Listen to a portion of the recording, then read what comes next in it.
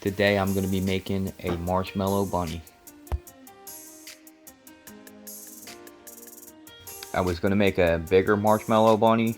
I was going to use 2 fence pickets at 19 inches on both pieces and pocket holes, screw them together. But the one board that I cut was really badly warped at the bottom, so I scrapped that ideal and just went with the single bunny that's 10 inches by 4 inches, and this seemed to work out pretty good. So here I am getting the jigsaw out, and I'm starting to cut around the edges, and I'm going slow. It's the videos in fast forward, so don't think that I was able to cut this that quick.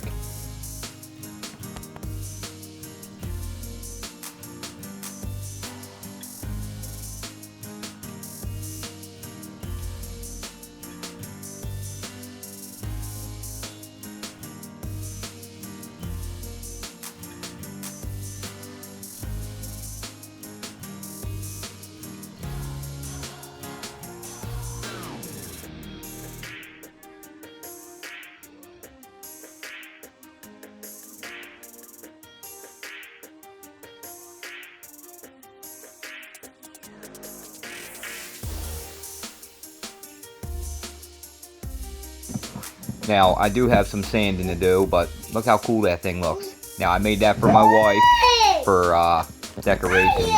Now, I'm using this chalk paint that we picked up, God, probably about a year ago. So I'm finally getting around to using that.